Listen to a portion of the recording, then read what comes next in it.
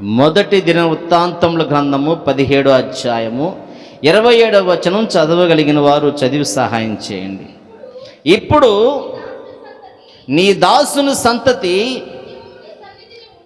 నిత్యము నీ సన్నిధిని ఉండునట్లుగా దానిని ఆశీర్వదింప అనుగ్రహించి ఉన్నావు. యెహోవా, నీవు ఆశీర్వదించిన ఎడల అది ఎన్నటికీ నీ ఆశీర్వదింపబడి ఉండును. ప్రార్థన. తలలు వంచండి. ప్రేమ కలిగినటువంటి రాజా, వందనాలు. పరిశుద్ధ గ్రంథముల నుంచి మీ మాటలు మేము చదివాం. ఈ బిడ్డలకు అందించే విషయంలో విద్య తక్కువ, నోటు మాంద్యము. నన్ను మీరు మరుగుపరిచి నీ బిడ్డలతో మాట్లాడమని, ప్రతి ఒక్కరికి వినగల చెవులను గ్రహించే మనసు అనుగ్రహించమని యేసు పరిశుద్ధ నామములు స్తుతించి ప్రార్థించి వేడుకొని ఉన్నాము తండ్రి. ఆమేన్. హల్లెలూయా. ఇక్కడ భక్తుడైనటువంటి దావీదు గారు చాలా స్పష్టతతో కూడుకున్నటువంటి ఒక మాటను చెప్తున్నాడు. ఏమంటున్నాడంటే, ఇప్పుడు నీ దాసుని సంతతి నిత్యము నీ సన్నిధిని ఉండునట్లుగా దాన్ని ఆశీర్వదింపు అనుగ్రహించి ఉన్నావు. యెహోవా, నీవు ఆశీర్వదించిన ఎడల అది ఎన్నటికీ ఆశీర్వదింపబడి ఉండును అన్నాడు. అంటే దేవుని యొక్క వాక్య భాగంలో దావీదు ఏమంటూ ఉన్నాడంటే, నువ్వు ఆశీర్వదిస్తే అది ఎప్పటికీ ఆశీర్వదించబడుతుంటారు, ఎవరు తీసివేయలేరు దాన్ని. కనుక నీవేమని చేస్తున్నావంటే, నీ సంతతి నిత్యము, నీ దాసుని సంతతి నిత్యము నువ్వు సన్నిధిని ఉండునట్లుగా. ఏంటంట ఆశీర్వాదం? మనకు తెలిసిన ఆశీర్వాదం ఏమిటంటే కలిసి రావాలి. ఏమి రావాలంట? కలిసి రావాలి. చాలామందికి పిల్లలంట ఆశ, చాలామంది పుట్టాలనుకుంటారు. ఆస్తులు పంచకపోయిన సంతానం ఉంటే చాలనుకుంటారు కొంతమంది ఏమో పొలాలు పెరగాలనుకుంటారు. ఏం పెరగాలి? పొలాలు ఎకరం అంటే ఎకరం, ఒకేసారి 10 ఎకరాలు బిట్టుంటే బాగుండు, 5 ఎకరాలు బిట్టుండే, ఇది పెరగాలనుకుంటారు. కొంతమంది పశుమందులు పెరగాలనుకుంటారు. కొంతమంది ఉద్యోగంలో ఒకటి వస్తే దానికి ప్రమోషన్ వచ్చి మంచి 1 లక్ష 2 లక్షల రూపాయలు తీసుకునేటువంటి జీతం స్థాయిలో ఉండాలి కొంతమంది ఆశపడతారు. అది నిజమైన ఆశీర్వాదం అనుకుంటారు. బైబిల్ గ్రంథంలో అలా చెప్పలేదండి. ఆయన ఏమన్నాడంటే, ఇప్పుడు నీ దాసుని సంతతి నిత్యము నీ సన్నిధిని ఉండునట్లుగా దానిని ఆశీర్వదింప అనుగ్రహించి ఉన్నావు అన్నాడు. అంటే నువ్వు మేడలని, మిద్దెలని, రాజ్యాలని, కిరీటాలని, బంగారం అని, గుర్రాలని, రథాలని అడగలేదు. ఆయన ఏమడిగంటే, నీ సన్నిధిని ఉండునట్లుగా దానిని ఆశీర్వదింప అనుగ్రహించి ఉన్నావు అన్న. నా సంతానమంతా కూడా, నీ దాసులైన నా సంతానమంతా కూడా నీ సన్నిధిలో ఉండునట్లుగా నీవు ఆశీర్వదించి అనుగ్రహించావు అన్నాడు. దీన్ని బట్టి మనం చేయాల్సిన ప్రార్థన ఏమిటి? నేను మొదట్లో చెప్పాను, మనం ప్రార్థనకు రావటం అంటే కరెక్ట్ కాదు. మంచిది, వచ్చావు. అయితే నీ ఇంటిలో వారు మార్పు కోసము, నీ భర్త మార్పు కోసము, నీ అత్తామామల మార్పు కోసము, నీ ఆడబిడ్డల మార్పు కోసము, ఏమండి నీ వదిన మరదల్ల మార్పు కోసం ఏనాడన్న ప్రార్థన చేశావా? యెహోషువ అంటున్నాడు, నేను నా ఇంటి వారు యెహోవాను మాత్రమే సేవించేదని అన్నాడు. మీరు ఎవరు సేవిస్తారో నాకు తెలియదు. ఇశ్రాయేలు ప్రజలతో అంటున్నాడు, మీరు ఎవరిని సేవిస్తారో నాకు తెలియదు, నేను మటుకి నా ఇంటి వారు మటుకు యెహోవాను మాత్రమే సేవిస్తాం. ఎంత గొప్ప ధన్యత కలిగిన మాట. మనకు తెలిసింది ఏంటంటే, పర్సులు నిండాలి, జోబులు నిండాలి, బీరువాలు నిండాలి. ఆశీర్వాదం అంటే ధనం ఒక రోజున పోతుంది, అర్థమవుతుందో? జోబులు ఒక రోజున ఖాళీ అయిపోతాయి, ఆస్తులు తరిగిపోతాయి, ఆరోగ్యాలు క్షీణించిపోతాయి, మాడి మీద జుట్టు కూడా ఊడిపోతాయి, ఏమీ ఉండదు. కానీ నీవు దేవుని సన్నిధిలో చేసే ప్రతి ప్రార్థన ఆయన రాజ్యానికి వెళ్ళి అక్కడ నీకు సీటును దేవుడు అనుగ్రహిస్తాడు. అందుకని దావీదు కుమారుడని ఎవరినన్నారు? చెప్పాలి. ఎన్నారు చాలాసార్లు. ఎవరినన్నారు? యేసు ప్రభు వారిని భిక్షాటం చేసేటువంటి వ్యక్తి త్రోవ పక్కన కూర్చొని, దావీదు కుమారుడా, దావీదు కుమారుడా, దావీదు కుమారుడా అని కేకలు వేశాడు. ఎందుకు వేశాడు తెలుసా? తనకు చూపు కావాలి. పక్కనున్నటువంటి వారు ఏమన్నారంటే, ఏందా గొడవ అబ్బో అన్నారు. అంటే ఇంకా పెద్ద కేకలేసాడు, ఇంకా పెద్ద కేకలేస్తున్నాడు. కేకలేస్తున్నాడు. ఏయ్ ఏంట్రా నీ గొడవ పొద్దుకూకులు అంటున్నారు. మళ్ళీ కేకలేస్తున్నాడు. అప్పుడు యేసుప్రభు రాగి వాడు గోలంటే కాస్త చూడండిరా, అది తీసుకురండి దగ్గరికి, ఏంది అసలు వాడు బాధ ఏంటో అన్నప్పుడు అని తీసుకొచ్చారు. రా యేసుప్రభు వారు పిలుచుకొస్తున్నారు, నేను రమ్మన్నారు అన్నప్పుడు పోయి చేతులు పట్టుకొని తీసుకొచ్చారు యేసుప్రభు వారి దగ్గరికి. నా వల్ల నువ్వేం పొందాలనుకుంటున్నావు, ఏమి నీకు కావాలనుకుంటున్నావు అంటే, నాకు 2 కళ్ళు లేవయ్యా, నాకు కావాలి. ఏమి కావాలంట? నాకు 2 నేత్రాలు లేవు, నాకు కావాలయ్యా. ఇది నేను చేయగలను, నమ్ముచున్నావా? నమ్ముతున్నానయ్యా అన్నాడు. నీ నమ్మకం చొప్పున నీకు అవును గాక అన్నాడు. 2 చేతులు అలా పెట్టేసి అలా అన్నాడు. ఇంకొక వ్యక్తికి ఉమ్ము నేల మీద వేసి అది తీసి బురద చేసి కళ్ళకు పూసి కోనేటిలోకి వెళ్ళి కడుక్కోమన్నాడు. 2 చూపులు వచ్చినాయి. వచ్చిన తర్వాత ఆ వ్యక్తి ఏం చేశాడు తెలుసా? యేసు ప్రభువును ఫాలో అయిపోయాడు. ఆయన వెనకమాలే వెళ్ళిపోయాడు. ఎందుకు ఈ విషయాన్ని మనం చెప్పుకుంటున్నామంటే, దావీదు గారు ప్రార్థన ఏమని ప్రార్థన చేశాడంటే, నీ దాసుని సంతతి నిత్యము నీ సన్నిధిని ఉండునట్లుగా దానిని ఆశీర్వదింపను అనుగ్రహించి ఉన్నావు. ఎవరినన్నా? దావీదు కుమారుడిని యేసుక్రీస్తు ప్రభువారిని. ఇప్పుడు మనమంతా ఎవరి పిల్లలము? యేసుక్రీస్తు ప్రభువారి పిల్లలము. అంటే ఈరోజు దేవుని సన్నిధిలో ఉండి, దేవుని సన్నిధానంలో ఉండి పాటలు పాడినా, చప్పట్లు కొట్టినా, వాయిద్యాలు వాయించినా, దేవునికి స్తోత్రం అన్నా, ఏదన్నా ఎవరు చేసిన ప్రార్థన చెప్పండి? అర్థమవుతుందా మీకు? దావీదు గారు ప్రార్థన చేశారు. దావీదు గారిని దేవుడు ఆశీర్వదించాడు. ఆయన ఆశీర్వదించబట్టి ఆయన సంతానంలో ఉండే మనమందరం కూడా వచ్చి, మేము అలా కాదండి అంటే కుదరదు. నీవు తండ్రిగా యేసుక్రీస్తు ప్రభువారిని చూస్తున్నట్లయితే ఆయన పిల్లలుగా ఉన్నటువంటి శరీరానుసారం కాదు, ఆత్మానుసారమైన జీవితం. బైబిల్ అంతా కూడా శరీరానుసారం కాదు, చూడకూడదు. అదంతసేపు మన ఆత్మకు సంబంధించింది కనుకనే ఇది చూడాలి, కానీ శరీరంతో చూడకూడదు, శరీర నేత్రాలతో చూడకూడదు. ఆత్మ నేత్రాలతోటి, ఆత్మతోటి చూడాలి. దీన్ని ఆత్మ సంబంధమైనటువంటిది, ఇది పరలోకపు గని అన్నమాట ఇది. కనుకనే దావీదు గారి విషయంలో ఆయన చేసిన ప్రార్థన, నీ సంతతి అనగా నీ దాసుని సంతతి నిత్యము నీ సన్నిధిని ఉండునట్లుగా దాన్ని ఆశీర్వదింపను అనుగ్రహించును. యెహోవా నీవు ఆశీర్వదించిన యెడల అది ఎన్నటికీ ఆశీర్వదించబడి ఉండును, ఎవడు దాన్ని తీసేయలేడు. కనుక మనము కూడా చేయాల్సిన ప్రార్థన దావీదును ఫాలో అవ్వాలి. రాజైన దావీదు గారిని ఫాలో అవ్వాలి. నాకు ధనము, డబ్బు ఇవి కాదు కావాలి, అందచందాలు కాదు కావలసింది, నా సంతానం అంతా కూడా నీ సన్నిధిలో ప్రార్థన చేయాలి. ఏనాడని చేశారా చెప్పండి? ఏనాడని మనం ఏంటంటే బాధ వస్తే నా కూతుర్ని, నా కుమారుణ్ణి, మా ఆయన్ని, మా ఆవిడ్ని వీళ్ళు బాగు చేయి ప్రభు అంటామా? కానీ వాళ్ళు సన్నిధిలోకి రావాలి. ప్రభు నీ సన్నిధిలో ఉండి నిన్ను ఆరాధించాలి నాయన, అలాంటి ఆశీర్వాదం నాకు దయచేయమని ఏనాడని అడిగామా?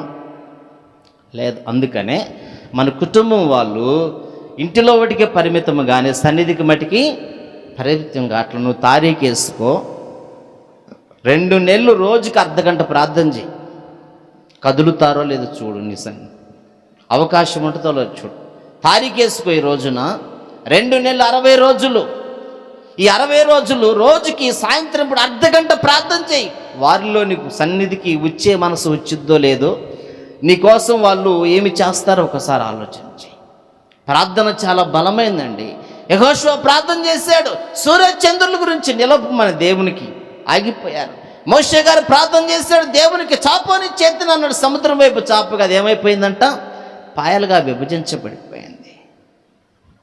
అంతకంటే దేవుడు శక్తిహీనుడా? అంతకంటే గొప్పవాడే కదా కార్యాలు చేయటానికి. మన ప్రార్థన ఎందుకని ఆలకించడు? నీళ్ళు ఆవగింజంత విశ్వాసం ఎడల అడుగు, దేవుడు అద్భుతం చేస్తాడు అంటున్నాడు. అయితే మనలో ఆవగింజ కాదు కదా, అందులో పావుగింజ కూడా మనకి విశ్వాసం తక్కువ. అందుకని ఏ కార్యాలు జరగట్లేదు. ఏమనడానికి ప్రార్థన అంటే ఇష్టమే కానీ ప్రార్థనకి రారండి. పిల్లలకు ప్రార్థన అంటే ఇష్టమే కానీ రారండి. ఆమెకు ప్రార్థన అంటే ఇష్టమే కానీ రాదండి. ఇదే మనం చెప్పేది. ప్రార్థన అంటే ఇష్టమే, దేవుడు అంటే ఇష్టమే, కానీ రారండి. ఎందుకో తెలుసా? దేవుడు మిమ్మల్ని ఆశీర్వదించలేదు. దేవుడు మనల్ని ఆశీర్వదిస్తే మన కుటుంబం అంతా కలిసి దేవుని సన్నిధిలో ఉంటుంది. అదే నిజమైనటువంటి ఆశీర్వాదం. అంటే ఆశీర్వాదం లేదు మనకి. కనుక దేవుని బిడ్డలైనటువంటి వారము 17వ వచనం 16వ వచనంలో ఒక మాట రాయబడడం చదువుకుందాం.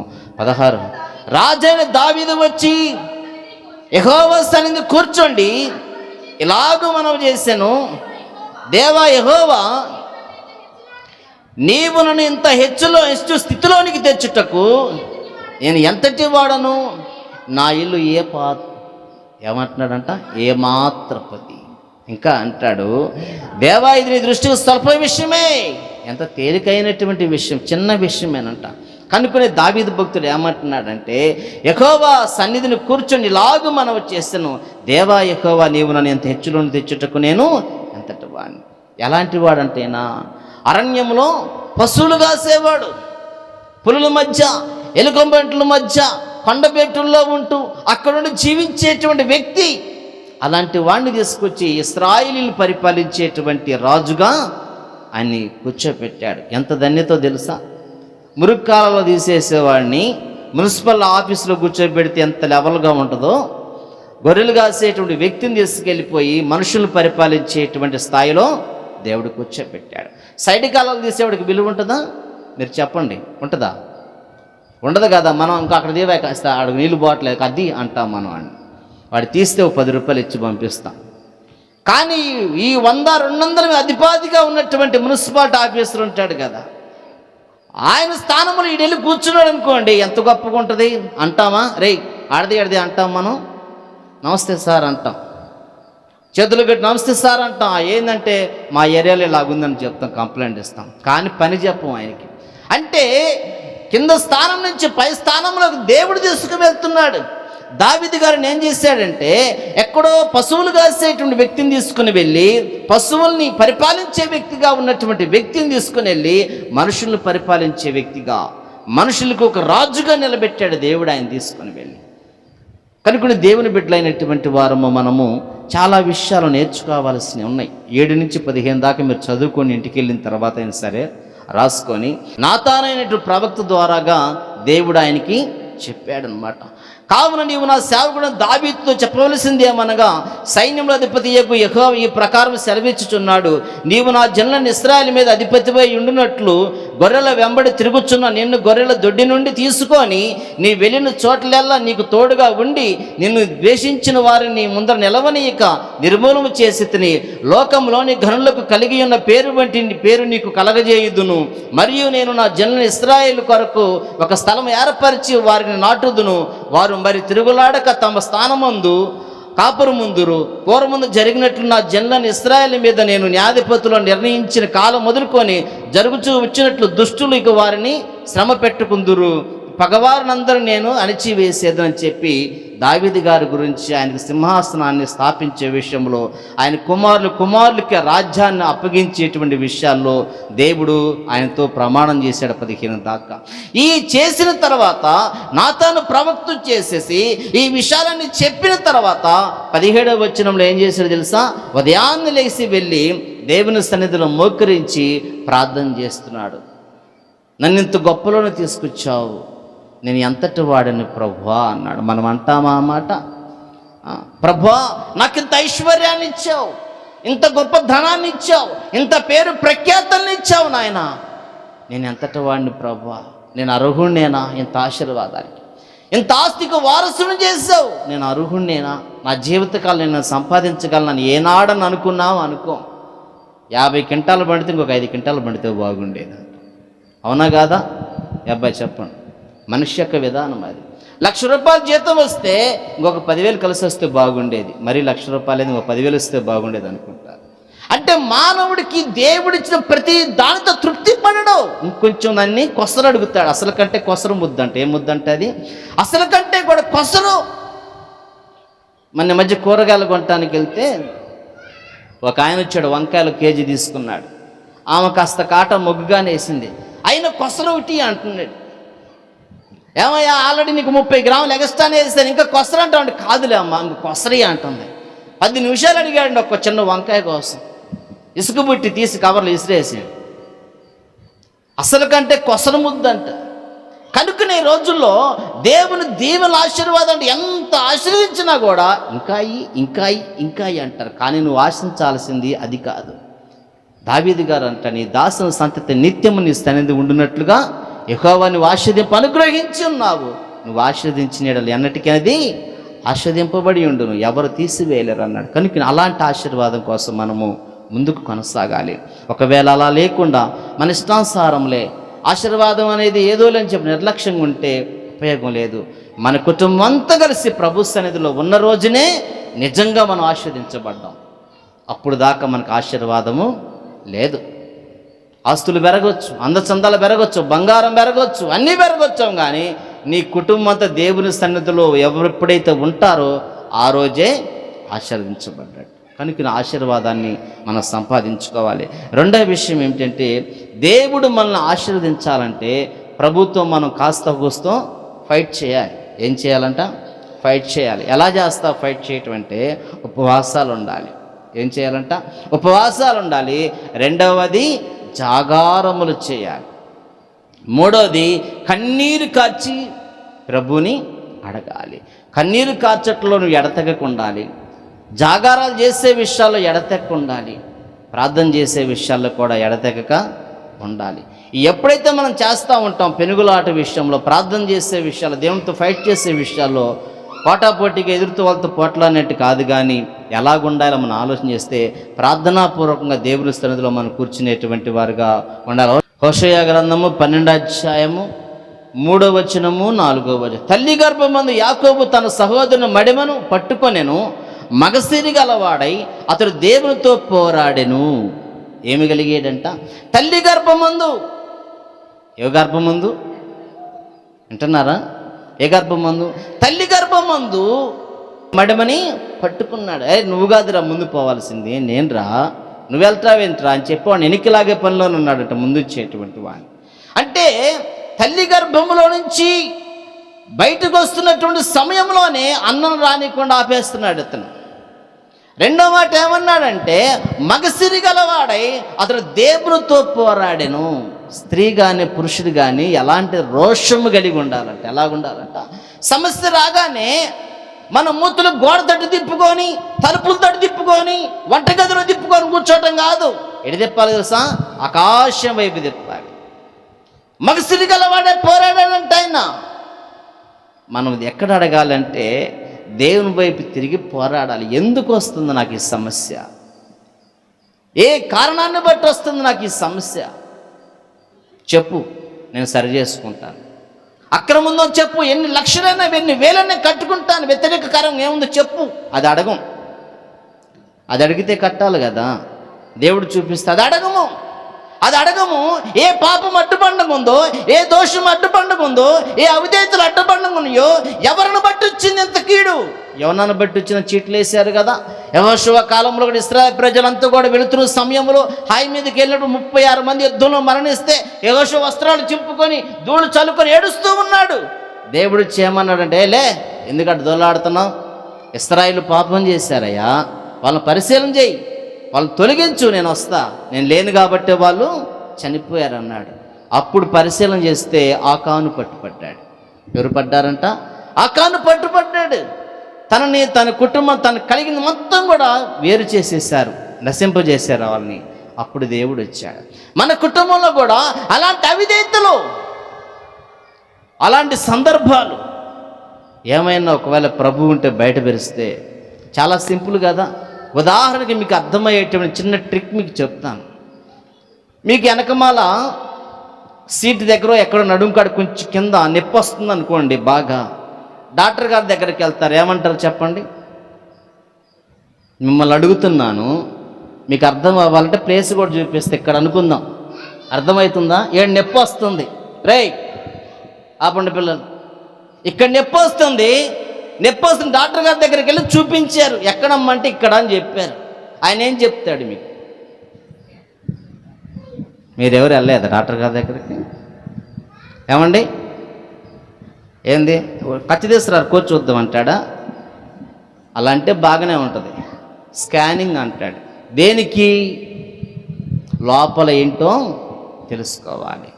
ఆ లోపల ఉంది రాయో, ఇంకేముందో, ఏమి తయారైందో స్కానింగ్ ద్వారా బయట పెడితే, అబ్బాయి లోపల ఏదో ప్రాబ్లం ఉంది, ఇది దానికి సంబంధించిన మెడిసిన్ ఇవి అని రాసి కొన్ని దినాలు మీరు మింగిన తర్వాత రాండి, మళ్ళీ స్కాన్ చేసి అది ఎలా ఉందో చూద్దాం అంటారు.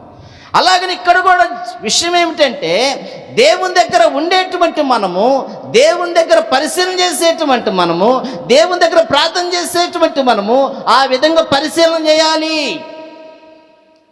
ఆ స్కానింగ్ చేసి ఏ విధంగా వైద్యుడు పలానది ఉంది అని తెలుసుకొని మనకు మందులు రాస్తున్నాడో, నీ జీవితంలో స్కానింగ్ అనేటువంటి పరిశీలన చేయాలి, స్కానింగ్ అనేటువంటి విచారణ చేయాలి, స్కానింగ్ అనేటువంటి సరిదిద్దుకునే విషయాలు చూడాలి.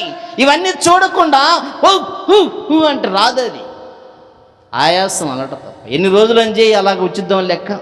పరిశీలన చేయాలి. ఎందుకు వచ్చింది, ఎవరిని బట్టి, పేరుని పెట్టాలి, ఇంట్లో జల్లించాలి.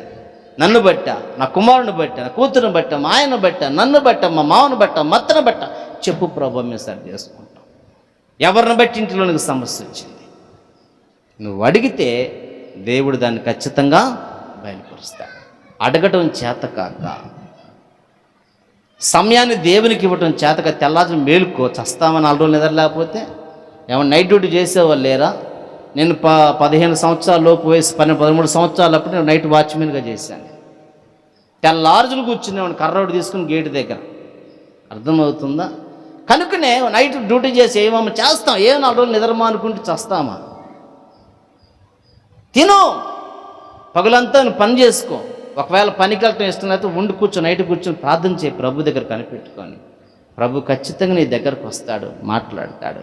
అందుకని ఇక్కడ భక్తుడు ఏమన్నాడంటే, తల్లి గర్భమందు యాకోబు తన సహోదరుని మడమను పట్టుకొనెను, మగసిరి గలవాడే అతడు దేవునితో పోరాడెను అని రాశాడు. దేవునితో పోరాడాడంట. తనకు వచ్చిన సమస్య కోసం, తను చంపేటువంటి అన్న వస్తున్నాడని భయం కలిగిన వాడేయండి, ప్రాణభయం కలిగిన వాడు, తన భార్యల మీద ప్రేమ, పిల్లల మీద ప్రేమ, పశువుల మీద ప్రేమ, అందరి మీద ప్రేమ కలిగిన వాడేయండి. ఏమి చేయాలో అర్థం కాక దేవుని దగ్గర ఏం చేశాడంట, పోరాటముతో కూడినటువంటి ప్రార్థన చేశాడు. కింద అంటాడు కదా, అతడు దూతతో పోరాడి జయమందును, అతడు కన్నీరు విడిచి అతను బతిమాలెను, బేతేల్లో ఆయన అతనికి ప్రత్యక్షమయ్యాను. ఎక్కడ ప్రత్యక్షమయ్యాడంట? బేతేల్లో ప్రత్యక్షమయ్యాడంట. కనుక దేవుని బిడ్డలైనటువంటి వారము కన్నీరు విరిచాడంట, ఏడ్చాడంట. ఆయన పోరాడి జయమందును. పోరాడాలి కదా మనం. ఒక వ్యక్తితో ఏ విధంగా ఫైట్ చేస్తామో ఆ విధంగా దేవుని దగ్గర పెనుగులాడాలి. నిన్ను మర్చిపోవాలి, రేపు నాది కాదు అనుకోవాలి, దేవుని దగ్గర కూర్చోవాలి. పక్కన ఉన్నారో లేదో నీకు అనవసరం. నీకు దేవుడిదే సంబంధం. దేవుడితో నువ్వు మాట్లాడుతున్నావు, దేవుడు నీతో మాట్లాడాలి. పక్కన పాము వచ్చినా, భూకంపం వచ్చినా, ఎంతమంది చనిపోయిన నీకు అనవసరం, బ్రతుకున్నా నీకు అనవసరం, పక్కన పాము తిరిగినా నీకు అనవసరం. నువ్వు దేవుడితో కనెక్ట్ అయి ఉన్నావు. దేవుడు మాట్లాడాలి, దేవుడు నీకు ప్రశ్నకు జవాబు ఇవ్వాలి, నీకున్న సమస్యను విడిపించాలి. నీకు పక్కన ఉన్న వాళ్ళతో అనవసరం, తిన్నావా లేదు నీకు అనవసరం. ఎందుకంటే ముందు ఆ సమస్యలో నుంచి బయటకు రావాలి. రాత్రంతా కూడా చేశాడంట. ఆదికాండం 32లో కూడా ఆయన అన్నాడు చూడండి. ఆదికాండం 32:24లో కూడా ఆ మాట అంటాడు, యాకోబు ఒక్కడు మిగిలిపోయాను, ఒక నరుడు తెల్లవారు వరకు అతనితో పెనుగులాడాను, తాను అతను గెలవకుండా చూచి తొడగూటి మీద అతను కొట్టాను. అప్పుడు అతడు ఆయనతో పెనుగులాట వల్ల యాకోబు తొడగూడు వసిలేను, ఆయన తెల్లవారుచుంది కనుక నన్ను పోనెమ్మనగా అతడు, నీవు నన్ను ఆశ్రదించితే గాని నిన్ను పోనీనను, నీ పేరేమని అడగగా యాకోబు అని చెప్పాను. అప్పుడు ఆయన, నీవు దేవునితోనూ మనుషులతోనూ పోరాడి గెలిచితివి గనుక ఇశ్రాయేలే గాని యాకోబు అనబడదని చెప్పాను, తెలపమనెను.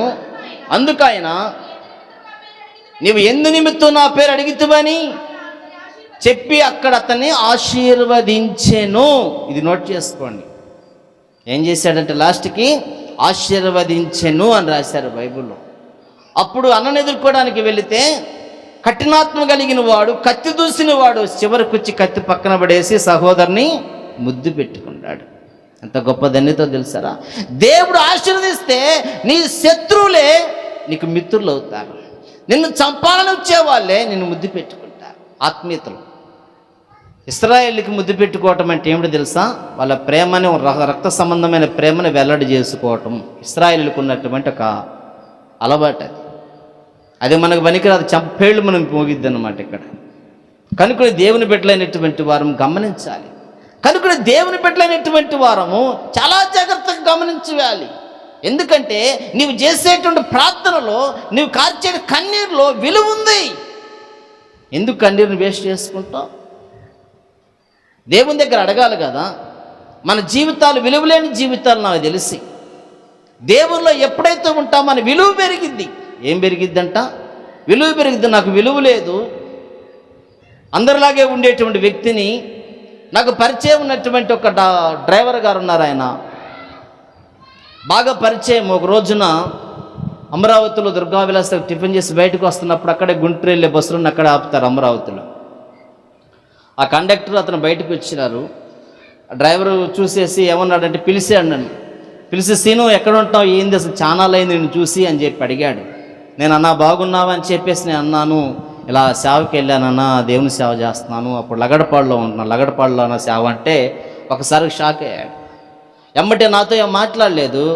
ఆ డ్రైవర్ ఏం చేశాడంటే కండక్టర్ని పిలిచి, బ్రదర్ వీళ్ళ నాన్న పచ్చి తాగుబోతూ పడిపోతే ఈ అబ్బాయే ఆ రిక్షాలో తీసుకొని వెళ్ళేవాడు, కానీ అలాంటి వాడి కడుపున ఒక సేవకుడుగా తయారయ్యి 10 మందిని దేవుని వైపు తిరుగుతున్నాడంటే అసలు ఆశ్చర్యపోయా అన్నప్పుడు కండక్టర్ అంటున్నాడు ఆయన భాషలో, బ్రదర్ మీ లైఫ్ లగ్జరీ లైఫ్ అంట. ఏమిటంట?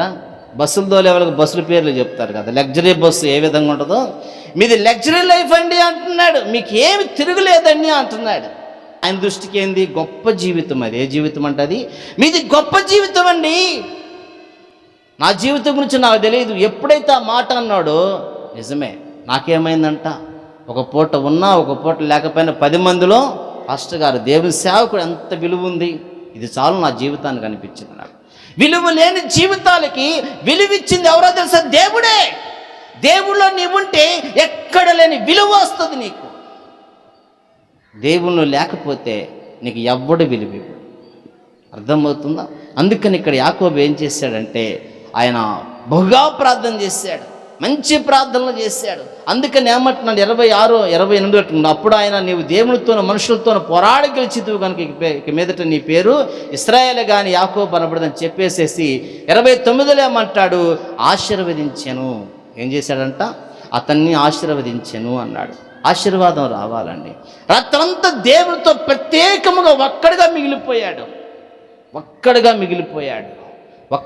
మిగిలిపోయి దేవుడు ఆయనకు చేసిన ప్రతి వాగ్దానాన్ని జ్ఞాపకం చేసుకున్నాడు. నువ్వు మాట ఇచ్చావయ్యా, నన్ను ఎందుకు విడిచిపెట్టావు, నా సోదరుడు వస్తున్నాడు, నా పరిస్థితి ఏందని చెప్పి మామూలుగా ఏడవలేదండి. చిన్నపిల్లోడి కంటే ఎక్కువగా ఏడ్చుంటాడు. కన్నీళ్ళు రాలుతానే ఉన్నాయి, పంపులు ట్యాపులు వచ్చి వస్తానే ఉన్నాయి. ఆ దూత వెళ్ళాలనుకుంది కానీ వెళ్ళలేకపోతుంది. ఈ పెనుగులాట అయిపోయింది. ఈ పెనుగులాటలో ఏం జరిగిందంట? తడుగూటి మీద కొట్టక అది కూడా బలహీనమైపోయింది. అయినా విడిచిపెట్టడం లేదు. అయినప్పటికీ కూడా పెనుగులాడగా ఆఖరికి ఏమన్నాడంటే నీవే గెలిచితివని చెప్పి ఆశీర్వదించి వెళ్ళిపోయిందంట దూత. కనుక నీవు నేను కూడా ఈ పెనుగులాట ప్రార్థనలో మనకు విజయం రావాలి. ఆ పెనుగులాట అనేటువంటి ప్రార్థన మనకైతే ఎప్పుడు అబ్బుతుందో ఆ రోజే మన కార్యం జరిగిద్ది. హన్నా చేసింది ఆ ప్రార్థనే. ఎవరంట? హన్నా చేసింది ఆ ప్రార్థనేనండి. తను చేసేటువంటి ఆ యొక్క ముఖ విధానాలు, కదలికలన్నీ కూడా ఎదుటివాడికి అర్థం కాలేదు, తప్పుగా అర్థం చేసుకున్నాడు. తను మర్చిపోయింది. దేవుని సన్నిధిలో కూర్చొని తను మర్చిపోయి తన ఆత్మను కుమ్మరించుకుంటుందంట. పక్కవాడికి ఏం అర్థం కాకుండా బుర్ర ఖరాబ్ అయ్యి అపార్థం చేసుకున్నాడు. చివరికి ఆమె స్వరం తెలిసేటప్పటికి తప్పు అనుకున్నాడు. దేవుడు ఖచ్చితంగా నీ మనవాళ్ళకి ఇచ్చాడమ్మా, నీవు అడిగింది ఖచ్చితంగా నీకు అనుగ్రహిస్తాడన్నాడు. ఎమ్మటే సమూయేలు పుట్టాడు. ఇక్కడ పెనుగులాడాడు యాకోబు గారు. ఎమ్మటే ఎవరు ఆశీర్వాదం వచ్చింది?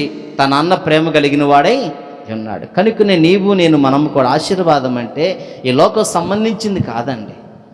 మనకు ఒక సమస్య రాబోతుంటే ఆ సమస్య నుంచి విడుదల కలగటమే ఆశీర్వాదము. మన కుటుంబము నశించకుండా నిలబడి ఉండటమే ఆశీర్వాదము. మన పిల్లలు కానీ, మనము కానీ, భర్త కానీ, మన ఫ్యామిలీ అంతా కూడా దేవుని సన్నిధిలో ఉండటమే ఆశీర్వాదము. ఈ చెప్పుకున్న దాంట్లో ఏ ఒక్కట్లైనా మనం ఉన్నామా? ఒక్కసారి ప్రశ్న వేసుకోండి. ఏదో నా అంతకు నేను అరవటం కాదు, నేను ఇంకో 15 నిమిషాలు ముగిచ్చేస్తాను, నా పని అయిపోతుంది, నా డ్యూటీ అయిపోతుంది. ఇంత ఖండితముగా ఇంత దేవుని వాక్యము దేవుడు మనతో మాట్లాడిన తర్వాత మనం ఏ రేంజ్లో ఉన్నాం? హన్నా స్థాయిలో ఉన్నామా, యాకోబు స్థాయిలో ఉన్నామా, దావీదు స్థాయిలో ఉన్నామా? అసలు దేంట్లో ఉన్నాం మనం? మనం శరీర సంబంధమైన ఆశీర్వాదాలు చూస్తున్నామా, ఆత్మ సంబంధమైన ఆశీర్వాదాలు చూస్తున్నామా? ప్రతిదీ కూడా మనం పరిశీలనగా చేసుకొని అర్థం చేసుకోవాలి. అంతేగాని మనం ఒక్కలమే దేవుని సన్నిధిలో ఉంటే దేవునికి మహిమ అనుకుంటున్నారా? చెప్పండి. మీరు ఎప్పుడైనా పెళ్ళిళ్ళకి వెళ్ళారా? చెప్పండి, పెళ్ళిళ్ళకి వెళ్ళారా? ఏం చెప్పరేంటండి? వెళ్ళారా? మీరు ఒక్కళ్ళే పోయినప్పుడు ఏమన్నారు వాళ్ళు? ఏంటండి మిమ్మల్ని ఎవరు పిలవలేదా? పాపం ఎంత దౌర్భాగ్యం. నేను దాన్ని పెళ్ళి చెప్తారండి, మా సంఘానికి పిలవండి అని చెప్పి ఏమన్నారు? ఏం పద్మ ఏమన్నారు? నేను ఎప్పుడైనా పోతే పిల్లని తీసుకురాకుండా వచ్చావేందమ్మా పిల్లని అన్నారు లేదా? ఎందుకని అన్నారు వాళ్ళు? కుటుంబం అంతా రాలేదని అన్నారు. మరి దేవుడు కూడా ఒక్కదాని కూర్చొని ప్యాన్ కింద నిద్రపోతానికి వచ్చావమ్మా నువ్వు? ఏమ్మా కరెంటు బిల్లు తప్పిద్దని ఇంట్లో కమ్మగా తలగబోసుకుని 2 రూపాయల షాంపుతో కమ్మగా నిద్రేచ్చని వచ్చావు సన్నిధికి. ఇంట్లో వాళ్ళందరూ నొలిపెట్టేట్టగా అని అడగడా? ఏమ్మా పిల్లలు ఏమయ్యారు? మీ ఆయన గారు రాలేదేంటి? మీ అమ్మగారు రాలేదు అడగడా దేవుడు? అడుగుతాడు. నువ్వు మనసు పెట్టి. నువ్వు పెళ్ళికి వెళితే, ఫంక్షన్కి వెళితే అమ్మ అబ్బాయి రాలేదేంటి, అయ్యా అమ్మాయి రాలేదేంటి, పిల్లలు రాలేదేంటి, తీసుకురమ్మని చెప్పాగా నేను నిన్ను మొన్న అని అడగరా? అడిగినప్పుడు ఇది దేవుని సన్నిధిలో ఉన్నప్పుడు మిమ్మల్ని అడగడా దేవుడు? మిమ్మల్ని అడుగునుగాక. ఆమేన్. అర్థమవుతుందా? అడగాలి. దేవుడు అడిగితే మనకు తెలుసు దాని నొప్పి ఏంటో. అడగట్లేదు కాబట్టి ఆ నొప్పి ఏంటో మనకు తెలియట్లా. ఎంబటే బుర్రకి ఇక్కడ కుదరలేదు, ఈసారి వస్తాం ఇంకో ఫంక్షన్కి. ఏ ఫంక్షన్ కంట? ఇంకో ఫంక్షన్ ఇంకోసారి వస్తాంలే అందరం కలిసి అంటాం. ఇంకా అది మాట తప్పీయటం అనమాట. అది కూడా దేవుడు అడుగుతున్నాడు ఇక్కడ. నీవే కాదు, నీ కుటుంబం అంతా కూడా దేవుని సన్నిధిలో ఉండాలి. అది నిజమైన ఆశీర్వాదం. కనుక నీ బిడ్డలము ఏదో ప్రార్థనకు వచ్చి వెళ్ళామంటే కాదండి, దినదినము మార్పు కనపడాలి. ఒకవేళ ఇంటిలో వాళ్ళు మన మాటకి విలువేయకపోతే ప్రభువు చెప్పు. ఈ సృష్టికి ఆధారమైనటువంటి దేవుడు, ప్రభువా నా భర్త మాట వింటలేదు, ప్రార్థనకు రమ్మన్న రాట్లా. నా బిడ్డల మాట వింటలేదు, ప్రార్థనకు రమ్మన్న రాట్లా. నా భార్య మాట వింటలేదు, ప్రార్థనకు రమ్మన్న రాట్లా. నా అత్త మా మాట వింటలేదు, రమ్మన్న రాట్లా. అడుగు, ప్రభువు చెప్పు. దేవుడు చూసుకుంటాడు. వాళ్ళు తీసుకొచ్చేదాకా సన్నిధిలో వాళ్ళ మోకాళ్ళు వేసేదాకా చేయి ప్రార్థన. రాకపోతే నన్ను అడుగు. రాలేదా మనం అడగం. మనకి ఆడ ఉంటుంది 2 నిమిషాలు ప్రార్థనకే మనకు సమయాలు లేవు. స్తోత్రం ఈలోపు అయిపోద్ది అంతేనట్టుగా మనం స్తోత్రం ప్రభా పగలంతా చూసా నాయన స్తోత్రం అమ్మాయి అటు మరిగిపోదు అడబెట్టవే. ఇదే ప్రార్థనే, మాటే, చిటికలు ఆవలెంతలు మళ్ళీ చెప్పే పనులు చెబుతానే ఉంటాం. అన్నవాడు పొంగుతాను చూడవే, వాసన వస్తుంది, ఈ ప్రార్థన అంటాడు. మాడితే నీకెందుకు? ఇక్కడ ప్రార్థన అంటాం. అబ్బా ప్రార్థన చేస్తాను. అమ్మాయి తిరగమాత మాడుతుంది, దాంతో నీకెందుకు? తిరగమాతతోటి మాడితే అమ్మా అని. ఇదేనా ప్రార్థన? బా ఏ వాసన పాస్టర్ గారు, నీకెందుకు ఆ వాసనతో? నీకెందుకండి ఆ వాసనతో? వాడు కిటికీ దగ్గర కూర్చొని బిర్యానీ ప్యాకెట్ ఎప్పుడు తెస్తాడు నువ్వు ఉపవాసం ఉన్నప్పుడు అని వస్తూ ఉంటాడు. అది ముక్కులు తగిలిద్ది. బా ఏం వాసన వస్తుంది, లిగితే ముందు పోయి తినాలి బిర్యానీ ఆటలు అనుకుంటాం. వాడు వేస్తున్నాడు గాలం. అది పసిగట్టకుండా మనం ఏదేదో చేస్తాం. అది కరెక్ట్ కాదండి. దేవుడు మనతో మాట్లాడుతున్నప్పుడు ఇవన్నీ కూడా అలాగనే ఉంటాయి. కనుకనే దేవుని బిడ్డలైనటువంటి వారము యాకోబు నిజమైన ఆశీర్వాదం ఎప్పుడు వచ్చినా ఆలోచన చేస్తే ఆయన పెనుగుల ఆడాడు, రాత్రంతా జాగారం చేసాడండి. ఒక్కడే మిగిలిపోయాడు, తనతో ఎవ్వరూ లేరు. ఒక్కడే మిగిలిపోయి ఒంటరిగా దేవుడితో రాత్రంతా గడిపాడు. దేవుడు రాత్రి తెల్లవారుజామున ఆయన ఆశీర్వదించి వెళ్ళిపోయాడు. కనుకనే మనం కూడా దేవుని బిడ్డలైనటువంటి వారం దేవుని దగ్గర పెనుగులాడాలి, కన్నీరు కార్చాలి, మనకున్న సమస్యలతో చెప్పుకోవాలి, పరిశీలన చేయాలి, విచారణ చేయాలి. ఇవన్నీ చేస్తేనే ప్రార్థన. కానీ మన ఇష్టానుసారంగా మనం చేసి కాసేపు కూర్చొని పోతే సన్నిధి కూర్చుని కాడ నుంచి ఎప్పుడు పోదాం అంటుంటాం. ఎంతమంది ఆ మనసు లేకుండా చెప్పండి? వచ్చిన కాడ నుంచి వెనకమాల టైం కోసం ఎంతమంది చూస్తుంటారు? ఎప్పుడైతే 12:30 1 గంట వెళ్ళిపోవాలి. అది కరెక్టేనంటారా? కరెక్ట్ కాదు. అది టైం కల్లా మనం చూడకూడదు, సమయం కోసం చూడాలి. ఎప్పుడు దేవుడు మనల్ని విడిచిపెడితే ఆ సమయం మనం బయటికి వెళ్ళాలి. అప్పుడు దాకా సన్నిధిలోనే మనం ఉండాలి. ప్రజెంట్ బాడీ ఆబ్సెంట్ మైండ్ లాగా ఉండకూడదు, రెండు ప్రజెంటే బలకాలి. కనుకనే యాకోబు స్టోరీ ఇంతవరకు అయిపోయింది. యోబు గ్రంథములో 42 అధ్యాయంలో 12వ వచనము. యోబు గ్రంథము 42:12. యెహోవా యోబును మొదట ఆశీర్వదించినదంటే మరి అధికముగా ఆశీర్వదించెను. అతనికి 14,000 గొర్రెలను, 6,000 ఒంటెలను, 1000 జతల ఎడ్లను, 1000 ఆడగాడిదలను కలిగెను. మరియు అతనికి 7 కుమారులను, 3 కుమార్తెలను కలిగిరి.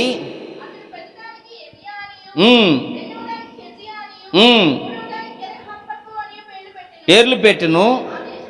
ఆ దేశం అంతటను యోబు కుమార్తె సౌందర్యవతులు కనబడలేదు. వారు తండ్రి స్వాస్థ్యమునిచ్చిన దేవుని స్తోత్రం. కనుకని ఇక్కడ మొదట ఆశీర్వదించిన దానికి రెట్టింపు ఆశీర్వాదం యోబు గారికి వచ్చింది. ఎవరికే వచ్చిందా? మొదట ఎంత జల్లించబడ్డాడు చెప్పండి? చాలా శ్రమలు వచ్చినాయి. చాలామంది యోబును ఆశీర్వదించాడు, మమ్మల్ని ఆశీర్వదించు ప్రభు అంటారు. ఎలా కుదిరిద్ది? ఏమండి, నన్ను కూడా కలెక్టర్ని చేయాలంటే, ఎంఆర్ఓ అవ్వాలంటే, పోలీస్ ఆఫీసర్ అవ్వాలంటే అవుతామా? దానికి తగ్గ చదువు చదవాలి, దానికి తగ్గ ప్రాక్టీస్ చేయాలి, ట్రైనింగ్ ఉంటుంది. ఇవన్నీ చేస్తేనే అక్కడి నుంచి వస్తుంది ఉద్యోగం. ఏమి చేయకుండా నేను కలెక్టర్ అవ్వాలి, నేను పోలీస్ అవ్వాలి, నేను ఎంఆర్ఓ అవ్వాలి అంటే వచ్చిద్దా? రాదు. దానికి తగ్గ చదువు చదవాలి, దానికి చేయాల్సిన ప్రాక్టీస్ చేయాలి, అన్నీ చేయాల్సినటువంటి ఉంది. పరీక్షలు రాయాలి. అలాగని ఇక్కడ కూడా ఏమంటున్నాడంటే, యోబుకు వచ్చిన ఆశీర్వాదం రెట్టింపు. ఈ ఆశీర్వాదం వచ్చింది మనకు కూడా. ఆశీర్వదించే ప్రభు అంటే ఆయన పొందినట్టు మనం కూడా కాస్త కూస్తూ శ్రమలు అనేటువంటి వాటి గుండా వెళ్ళాలి. ఆ శ్రమలు వచ్చినప్పుడు వాటిని తట్టుకోవాలి. శ్రమలు రావాలని నేను చెప్పడం కాదు, శ్రమలు వచ్చినప్పుడు నువ్వు దేవునికి దగ్గర అవుతావు. ఏమవుతావంట? కడుపు నిండిన వాడికి, కడుపు నిండిన వాడికి ఎంత తేడా ఉంటుందో, ఈ శ్రమల్లో కూడా నీ శ్రమల్లో ఉన్నటువంటి నీకు దేవుడు ఆ విధంగా ఉంటుంది, భక్తి కూడా ఆ విధంగా ఉంటుంది. అక్కడే నువ్వు నిలబడతావో పడిపోతావో అక్కడే తేలిపోయింది. నువ్వు నిజమైన విశ్వాసవో డూప్లికేట్ విశ్వాసమో శ్రమల్లోనే అర్థమైపోతుంది. గట్టి ముక్క, పనికిరాని ముక్క కొలువులో పడ్డప్పుడు అర్థమైంది. పనికిరాని అయితే అప్పుడే గడిగిపోయింది, గట్టిదైతే స్ట్రాంగ్గా నిలబడింది. నువ్వు ఏ ముక్కగా ఉన్నావు? తాలుగింజగా ఉన్నావా, గట్టి గింజగా ఉన్నావా అనేది నీకు శ్రమలు వచ్చినప్పుడే అర్థమవుతుంది. యోబు నిలబడ్డాడు, దేవుడు సాక్ష్యం పలికాడు, ఆయన గురించి నిలబడ్డాడు. చివరికి కోల్పోయినవన్నీ కూడా దేవుడు ఇచ్చాడు. మనం దేవుని విషయంలో, దేవునిలో ఎదిగే విషయంలో మనం ఏటిని కోల్పోతామో అన్నీ దేవుడు ఇస్తాడు. ఏం చేస్తాడంట అన్నాడు పేతురు గారితో, మీరు నా కోసం వేటిని విడిచిపెడతారో పరలోకమందు వాటిని మీరు పొందుతారు అన్నాడు. మనం దేన్నైతే విడిచిపెట్టుకుంటాము దేవుని కోసము అది ఖచ్చితంగా దేవుడు అనుగ్రహిస్తాడు. కనుకనే పశువులు పోయిన పశువులు వచ్చినాయి, కుమారులు పోయారు, కుమారులు వచ్చారు, కుమార్తెలు పోయారు, కుమార్తెలు మళ్ళీ పుట్టారు ఆయనకి. కనుకనే ఏది కొదవలేదు. సమృద్ధిగా దేవుడు యోబు గారిని ఆశీర్వదించాడు. మొదట్లో ఎలాంటి ఆరోగ్యం ఉందో అలాంటి ఆరోగ్యం ఉంది, ఎలాంటి ఉన్నతమైన స్థితిలో ఉండేవాడు, ఎలాంటి గొప్ప పేరు ఉండేదో అలాంటి గొప్ప పేరు ఆయనకి మళ్ళీ మొదట వచ్చింది. మొదటి స్థితి అంతకు రెండంతలుగా ఆయనకు అధికముగా వచ్చింది. కనుక నీవు నేను మనకి శ్రమలు ఎప్పుడు మనతో ఉండవు, కష్టాలు ఎప్పుడు మనతో ఉండవు. వచ్చినప్పుడు దేవుని దూషించి, దేవుని అవమానపరిచి, భక్తిలో లేకుండా తొలగిపోతే ఇంకంతే పోతాం. నిలబడి ఎట్టో కట్టను ఉండగలిగావంటే పోగొట్టుకున్నవన్నీ ఆఖరిలో నీకు దేవుడు అనుగ్రహిస్తాడు. దేవుడు మీ ద్వారాగా మహిమ పొందుకుంటాడు. కనుక దేవుని బిడ్డలైనటువంటి వారము ఈ విషయాలను గమనించి, దేవుడు ఇవన్నీ మన మేలు కోసమే చెప్పాడు, కానీ వేరే విషయం కోసము చెప్పలేదు. చెప్పినటువంటి ఈ ప్రతి విషయం కూడా దేవునికి అనుకూలకరంగా మనం జీవించాలనేటువంటిదే దేవుడు చెప్తున్నాడు. చిన్న మాటలు దేవుడు దీవించును గాక.